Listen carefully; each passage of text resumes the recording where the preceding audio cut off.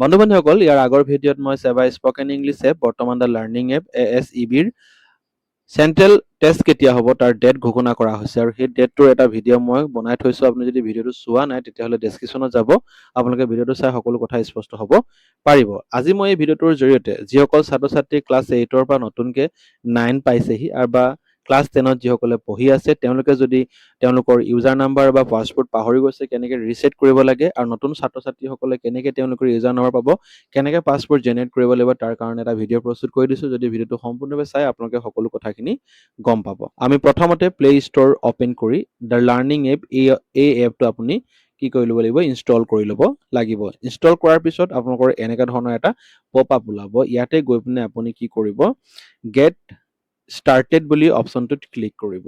Click কৰাৰ পাছত ইয়াত কেইবাটাও ভাষা আহিব। আপুনি যিটো ভাষা ভাল পায়, আপোনাৰ যিটো মাতৃভাষা সেইটো আপুনি চইচ কৰিব। গতিকে ইয়াত অসমীয়াটো মই চইচ কৰি লৈছোঁ। চইচ কৰাৰ পাছত ইয়াত আপোনালোকক বিচাৰিব যে sign in using registration number. আপোনালোকে যিহেতু ক্লাছ 9ৰ যিসকল এতিয়া বৰ্তমান পাইছেহি তেওঁলোকৰ হয়তো ৰেজিষ্ট্ৰেশ্যন নম্বৰ এতিয়ালৈকে পোৱা নাই। কিন্তু যদি তোমালোকে স্কুলত কণ্টেক্ট কৰা, স্কুলত প্ৰধানজনে বা ইংৰাজী বিষয় পঢ়োৱা শিক্ষক বা শিক্ষয়িত্ৰীগৰাকীয়ে তোমালোকক ৰেজিষ্ট্ৰেশ্যন নাম্বাৰটো প্ৰদান কৰি দিব পাৰিব। তোমালোকে প্ৰথমতে ইয়াত যদি ক্লিক কৰা, ইয়াত এটা অপশ্যন ওলাব। ইয়াত আছে কি ৰেজিষ্ট্ৰেশ্যন নাম্বাৰ আৰু ডেট অফ বাৰ্থটো যদি ক্লিক কৰি দিয়া বা এণ্ট্ৰি কৰি দিয়া তেতিয়াহ'লে আপোনালোকে কি কৰিব পাৰিব, লগ ইন হ'ব পাৰিব। অন্যথা আপোনালোকে কি কৰিব পাৰে, sign in using user name. User name আপুনি ব্যৱহাৰ কৰিও চাইন ইন কৰিব লাগিব। কিন্তু ইয়াতে অপশ্যন এটা ওলাই আছে যে আপোনাৰ ইউজাৰ নেমটো কি হ'ব আৰু পাছৱৰ্ডটো কি হ'ব, আপুনি সেইটো বস্তুটো এতিয়ালৈ বৰ্তমানলৈকে আপুনি অৱগত নহয়। যিসকল ক্লাছ 9ত পঢ়ি আছে তেওঁলোকে এই কথাটো নিশ্চয় গম নাপায়। গতিকে প্ৰথমতে তোমালোকে নিজৰ ইউজাৰ নেমটো কি হয় সেইটো বিচাৰি ল'ব লাগিব বিদ্যালয়ৰ পৰাই। ইয়াত মই এগৰাকী ছাত্ৰ বা ছাত্ৰীৰ ইউজাৰ নাম্বাৰটো মই এণ্ট্ৰি কৰি ল'ম। এণ্ট্ৰি কৰাৰ পাছত ইয়াত তোমালোকে প্ৰথমবাৰৰ বাবে যদি আহিছে তেতিয়াহ'লে স্মল লেটাৰত চেঞ্জ মি বুলি লিখিব লাগিব। CHANGEME, চেঞ্জ মি বুলি ক্লিক কৰিব। ক্লিক কৰাৰ পিছত ইয়াত চাইন ইন অপশ্যনটোত ক্লিক কৰিব। এগৰাকী ছাত্ৰ বা ছাত্ৰীৰ ইউজাৰ নাম্বাৰটো মই এণ্ট্ৰি কৰি ল'ম। এণ্ট্ৰি কৰাৰ পাছত ইয়াত তোমালোকে প্ৰথমবাৰৰ বাবে যদি আহিছে তেতিয়াহ'লে স্মল লেটাৰত চেঞ্জ মি বুলি লিখিব লাগিব। CHANGEME, চেঞ্জ মি বুলি ক্লিক কৰিব। ক্লিক কৰাৰ পিছত ইয়াত চাইন ইন অপশ্যনটোত ক্লিক কৰিব। চাইন ইন অপশ্যন ক্লিক কৰাৰ লগে লগে আপোনালোকৰ নতুন এটা ইণ্টাৰফেচ ওলাব। তাৰ কাৰণে অকণমান আপুনি ৱেইট কৰিব লাগিব।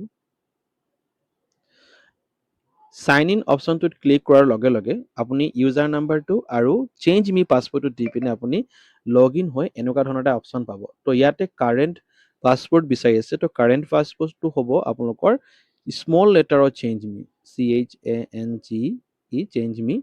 তাৰপাছত নিউ পাছৱৰ্ডটো আপোনালোকে নিজে বনাব লাগিব। নিউ পাছৱৰ্ডটো আপুনি মনত থোৱাকৈ প্ৰথমতে বনাই ল'ব। চ' মই এটা পাছৱৰ্ড ইয়াত বনাই লৈছোঁ, তাৰপিছত আপোনাক মই দেখুৱাই আছোঁ। ইয়াত মই নিউ পাছৱৰ্ড নিজৰ মন পচন্দেৰে বনাই ল'লোঁ আৰু সেই পাছৱৰ্ডটো অৰ্থাৎ ইয়াত যিটো দিম সেইটো ইয়াত দি পিনে মই কনফাৰ্ম কৰিব লাগিব। কিন্তু এটা কথা মনত থবা, তোমালোকে ইতিমধ্যে যিটো পাছৱৰ্ড বনালা সেই পাছৱৰ্ডটোৰ সহায় লৈ পিনে পাছত তোমালোকে আকৌ লগ ইন হ'ব পাৰিবা। চ' সেইটো কনফাৰ্ম কৰাৰ পিছত আপুনি আপডেট পাছৱৰ্ড অপশ্যনটোত ক্লিক কৰি দিব। ক্লিক কৰাৰ লগে লগে এনেকুৱা ধৰণৰ কিছুমান অৱতাৰ ওলাব, চিলেক্ট কৰি ল'ব পাৰে। চিলেক্ট নকৰিলে আপুনি কণ্টিনিউ অপশ্যনটোত ক্লিক কৰিব বা স্কিপ নাওটোত ক্লিক কৰিব পাৰে। কৰাৰ পাছত ইয়াত আপোনাৰ স্পীড লেভেলটো আপুনি কিমান স্পীডত পঢ়িব পাৰিব সেইখিনি আপুনি ইয়াত চিলেক্ট কৰি ল'ব। তাৰপিছত আপুনি কণ্টিনিউ অপশ্যনটোত ক্লিক কৰিব। তাৰপিছত য়েছ, শ্ব' মাই স্ক'ৰ, এইবোৰ কিবা আপুনি যদি থাকে আপুনি কৰি ল'ব পাৰে। স্কিপ কৰাৰ পাছত আপোনালোকৰ অপেন হৈ যাব আপোনালোকৰ কৰ্চখিনি। আৰু এই কৰ্চখিনি আপোনাৰ দেখা পাইছে ইয়াত লেভেল 1, লেভেল 2, লেভেল 3, লেভেল 4 এনেকৈ ধৰণে গৈ থাকিব। অৰ্থাৎ আপোনালোকে যদি লেভেল 1 খিনি যদি ক্লিয়াৰ নকৰে তেতিয়াহ'লে আপোনালোকে লেভেল 2 ষ্টাৰ্ট কৰিব নোৱাৰিব। লেভেল 3, তাৰপিছত লেভেল 4, এই ধৰণে আপোনালোকৰ লেভেলখিনি গৈ থাকিব। এনেকৈ আপোনালোকে গোটেই লেভেলখিনি পঢ়ি কমপ্লিট কৰিব লাগিব। ইয়াত ভালেমান 25টা লেভেল আছে। আপুনি 25টা লেভেললৈকে আপোনালোকে গোটেইখিনি কমপ্লিট কৰিব লাগিব, পঢ়িব লাগিব। তাৰপিছতে আপোনালোকে চেণ্ট্ৰেল এছেচমেণ্ট দিব পাৰিব। চেণ্ট্ৰেল এছেচমেণ্ট টেষ্টটো যিসকল ক্লাছ 9ৰ আছে তেওঁলোকে হয়তো 25টা লেভেল কমপ্লিট নকৰিলেও হ'ব। তোমালোকে আধাটো কমপ্লিট কৰিব লাগিব, তাৰ পৰা তোমালোকৰ কুৱেশ্যন কৰা হ'ব। এবাৰ যিসকল ছাত্ৰ ছাত্ৰীয়ে তেওঁলোকৰ পাছৱৰ্ড পাহৰি গ'ল তেওঁলোকে কি কৰিব, তেওঁলোকে প্ৰথমতে ইয়াত আহিব, চাইন ইন ইউজিং ইউজাৰ নেমত ক্লিক কৰিব। ক্লিক কৰাৰ লগে লগে ইয়াত দুটা অপশ্যন ওলাব, enter your user name and enter your password. ইয়াত তোমালোকে একো কৰিবলগীয়া নাই। তোমালোকে তলত যদি এটা অপশ্যন দেখা পাবা, ইয়াত লিখা আছে ৰিছেট পাছৱৰ্ড বুলি এটা অপশ্যন লিখা আছে, তাত ক্লিক কৰি দিবা। তাত ক্লিক কৰাৰ লগে লগে ইয়াত আকৌ দুটা অপশ্যন ওলাব, সেইটো হৈছে এণ্টাৰ ইয়ৰ ইউজাৰ নেম, তাৰপাছত এণ্টাৰ ইয়ৰ বাৰ্থ ডেট। গতিকে বাৰ্থ ডেটটো ইয়াত ভৰাই দিব লাগিব।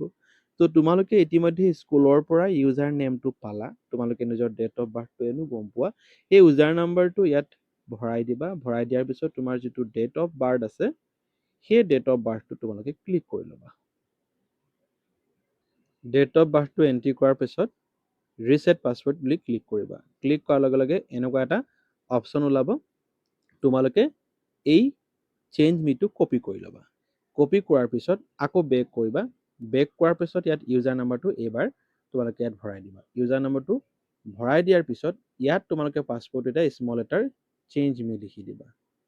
তেতিয়া তোমালোকে এই ধৰণে আকৌ পাবা। অলপ আগত আকৌ দেখুৱাইছিলোঁ পাছৱৰ্ড কেনেকৈ জেনেৰেট কৰিব লাগে, সেই ধৰণে আকৌ পাছৱৰ্ড জেনেৰেট কৰি ল'ব পাৰিবা। ইয়াত আকৌ স্মল লেটাৰ চেঞ্জ মি লিখা। চেঞ্জ মি লিখাৰ পিছত এতিয়া আকৌ নতুনকৈ তোমাৰ নিজৰ পাছৱৰ্ড এটা বনাই লোৱা। পাছৱৰ্ডটো বনোৱাৰ পিছত তোমালোকে আপডেট পাছৱৰ্ড ক্লিক কৰা। ক্লিক কৰাৰ লগে লগে তোমালোকে আকৌ তোমালোকৰ যিটো পাছৱৰ্ড তুমি হেৰাই দিছিলা, এতিয়া তোমালোকে আকৌ লগ ইন হ'ব পাৰিবা। গতিকে ভিডিঅ'টো যদি ভাল পাইছে প্লিজ লাইক শ্বেয়াৰ কমেণ্ট এটা কৰি দিয়ক। ভিডিঅ'টো সম্পূৰ্ণ চাই অশেষ ধন্যবাদ। থেংক ইউ ফৰ ৱাচিং।